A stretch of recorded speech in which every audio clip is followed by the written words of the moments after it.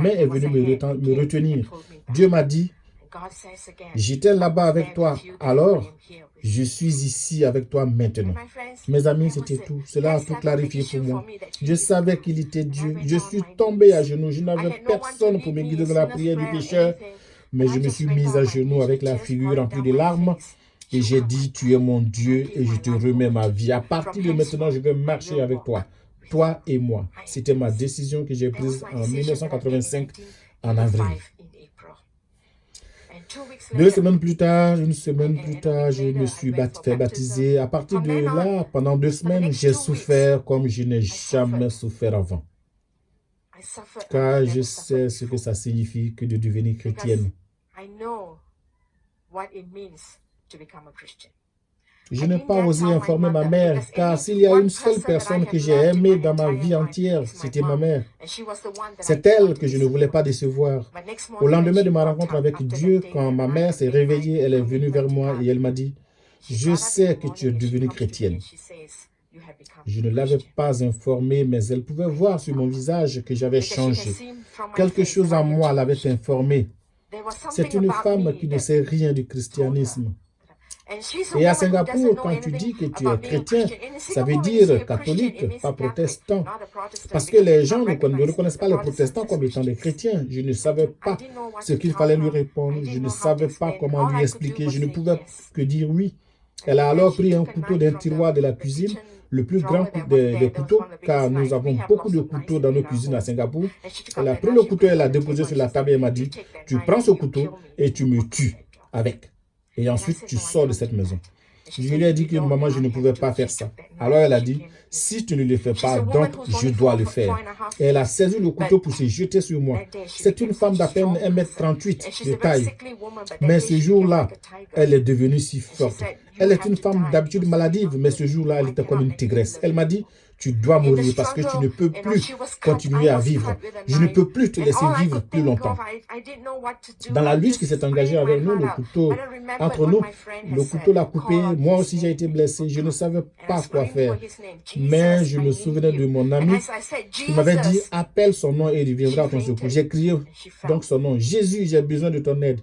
Quand j'ai crié Jésus, elle est tombée évanouie. C'est le jour où j'ai dû plier mes bagages et sortir de ma maison. Probablement à cause de mon âge et des épreuves que j'ai dû traverser, en un seul jour, en un seul instant, j'ai tout perdu. Ma famille, ma communauté, j'ai perdu mes amis, j'ai perdu mon boulot. J'ai été déclarée morte chez les responsables du MUIS de Singapour, qui est le Conseil des musulmans de Singapour. Pendant les 2 années suivantes, je ne pouvais pas obtenir du boulot. Je ne pouvais vivre nulle part car j'étais légalement considérée comme morte. Chaque détail de mon identité avait été effacé par le gouvernement de Singapour et je devais prendre des avocats pour prouver mon existence légale et reconstituer mon identité à Singapour. Pendant ces 2 ans, je ne suis pas particulièrement une pleureuse, mais comme je ne l'ai jamais été d'ailleurs, quelle que soit ma peine, je savais que je pouvais y trouver une solution et je le réussissais. Mais quand j'ai rencontré Dieu pour les 2 années suivantes, je n'ai rien fait d'autre que de pleurer chaque jour. J'ai pleuré car Dieu devait démolir mon moi. Il devait m'arracher ma fierté et mon arrogance. J'étais très sympa au dehors, mais au dedans de moi, il y avait tant d'amertume, de haine et de colère que je ne soupçonnais même pas. Je ne savais pas que j'avais grandi avec ça. Donc Dieu devait m'enlever tout cela. Il m'a protégé pendant ces 2 années-là comme une poule envers son poussin. Chaque jour, je recevais des avertissements par des songes et des visions sur ce qui allait arriver. 2 de mes frères étaient très jeunes à ce temps-là et ils ne savaient pas quoi faire. Mais pour protéger les valeurs de la famille, ils devaient me tuer. Donc, ils ont essayé de plusieurs manières d'y parvenir. Le frère du milieu m'a invité une fois chez lui à la maison. Et Dieu m'a montré en vision ce qu'ils complotaient. Ils ont cuisiné et ils m'ont demandé de manger cette nourriture empoisonnée. J'ai demandé à Dieu, que veux-tu que je fasse? Il m'a dit, mange. J'ai dit donc, ok, je vais manger. Et ils se sont mis tous ensemble, assis, et ils m'ont regardé manger. Ils pensaient que j'allais tomber raide morte à cause du poison. Mais je ne suis pas morte. J'ai lavé mes mains et je leur ai dit merci avant de sortir de chez lui. Une autre fois, ma mère a invité un des plus grands imams du Moyen-Orient pour qu'il vienne exorciser, soi-disant, le démon qui semblait m'habiter. Cet imam est entré et sans même arriver très loin dans la maison, il s'est arrêté loin de moi et voyant quelqu'un en blanc qui se tenait à mes côtés, il a dit à ma mère que la puissance qui est avec moi était plus grande que celle qu'ils avaient. Mes amis, ma plus grande joie aujourd'hui, ce n'est pas que je connaisse Dieu. Je le remercie de ce que je le connais. Mais ma plus grande joie est que je peux communiquer avec lui dans la prière.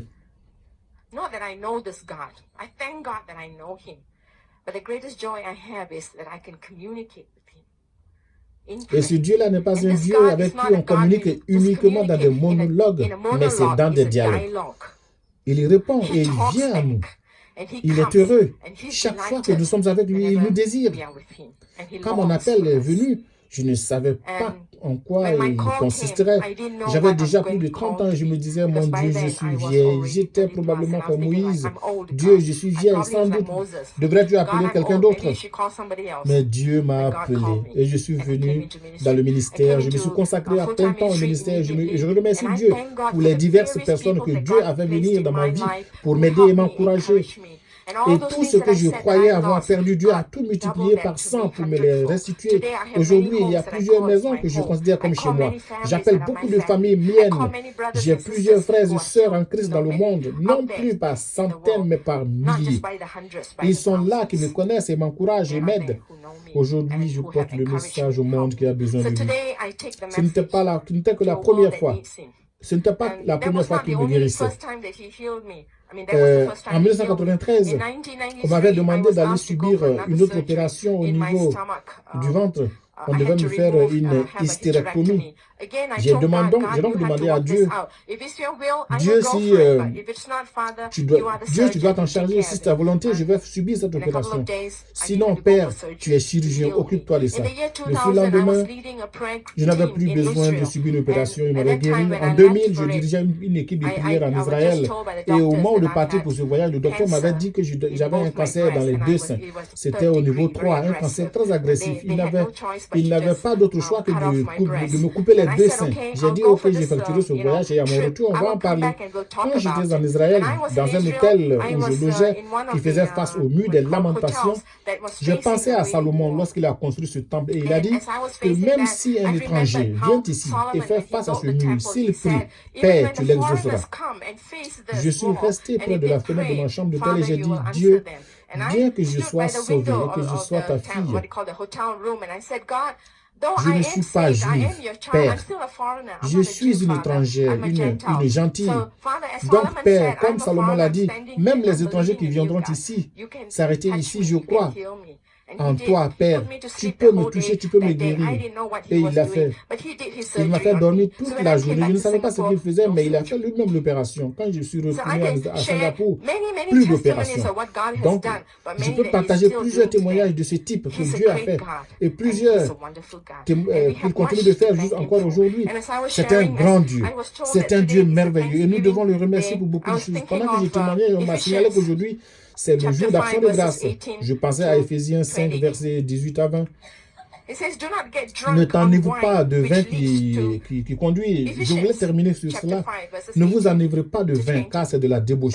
Soyez au contraire remplis de l'esprit. Entretenez-vous par des psaumes, par des hymnes et par des cantiques spirituels, chantant et célébrant de tout votre cœur les louanges du Seigneur.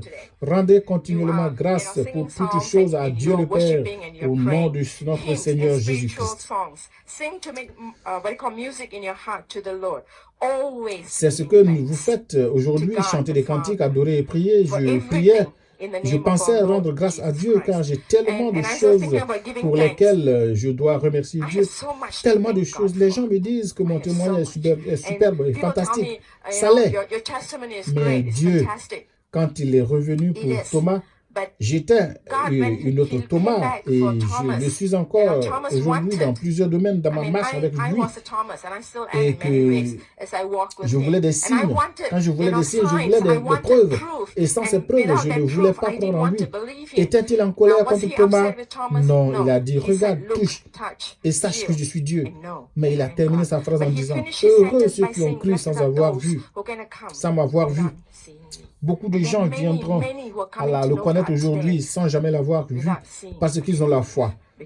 Tant de gens peuvent rendre grâce à Dieu pour tant de choses dans notre vie. Rendons-nous grâce seulement à Dieu pour les grandes choses qu'il a accomplies dans notre vie.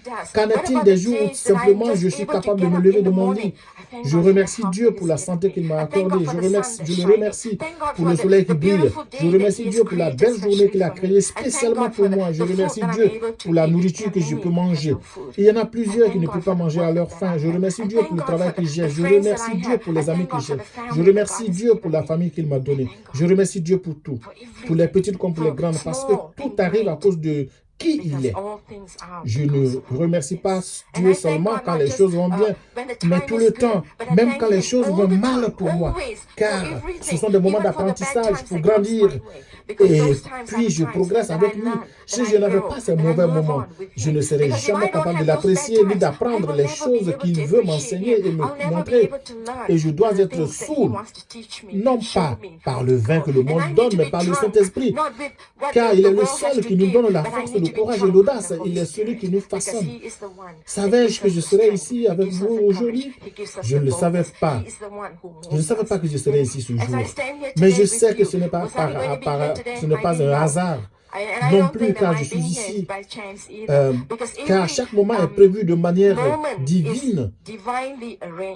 Il est l'auteur et le finisseur de notre foi parce qu'il est celui qui nous aime d'un amour éternel.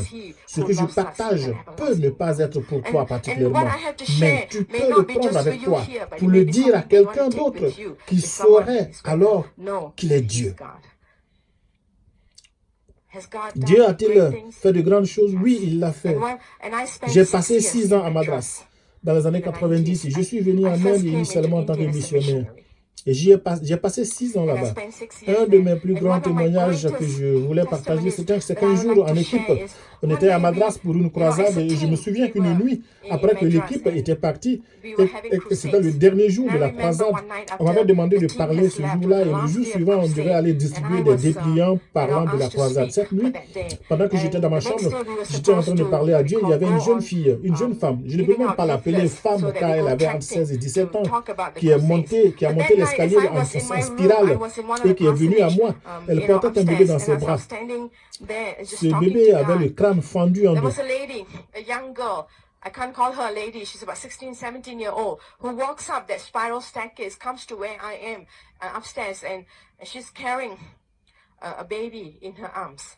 Le cerveau du bébé sortait du crâne fondu. Elle est venue s'arrêter devant ma porte. Elle a frappé et j'ai ouvert la porte. J'ai vu cette jeune fille avec sa fille dans ses bras. Que dois-je faire? Je me souviens, mes amis, maintenant que je le partage avec vous, j'ai dit à mon ami que j'étais mourante et que je voulais une longue prière. Mais ici, la mort avait déjà eu lieu. Le bébé était mort, mais la mère se tenait là et disait, cette nuit, tu as dit que ton Dieu peut tout accomplir. Ton Dieu peut-il faire quelque chose pour mon bébé? Elle était mariée à un soulard qui avait saisi le bébé de 3 ou 4 mois et en avait frappé le mur. Elle était debout devant moi, disant, ton Dieu, tu as dit ton Dieu, car elle était présente à notre croisade cette nuit-là et elle m'avait entendu prêcher. Elle a dit, ton Dieu peut tout réussir d'après ce que tu as dit. Avec les larmes qui me coulaient sur le visage, je n'ai même pas osé prendre le bébé dans mes bras. J'avais les yeux grands ouverts et j'ai dit, Dieu, elle est venue non pas pour moi, mais pour toi. Elle est venue en croyant en toi, en te faisant confiance, Père. Tu dois faire ce que tu as promis. Ton enfant croit en toi. Bien qu'elle ne te connaisse point, mon Dieu. À ce moment-là, j'ai vu une main qui est venue du ciel. Une main. Cette main était si belle. Elle a touché le crâne du bébé. J'ai vu s'accomplir un miracle de récréation devant mes propres yeux. C'était en 1993 à Madras. Voyez-vous, le test n'est pas de savoir si nous le connaissons, mais connaissons-le à l'intérieur de notre cœur, qu'il est vraiment Dieu. Et quand nous disons que rien n'est impossible avec lui, croyons-nous vraiment avec tout ce que nous avons? Car il y a un monde là-bas. Mon cri, c'est l'Inde. L'Inde pour Jésus et Jésus pour l'Inde. Because there's a world out there, especially India. My cry, God, India for Jesus, and Jesus for India.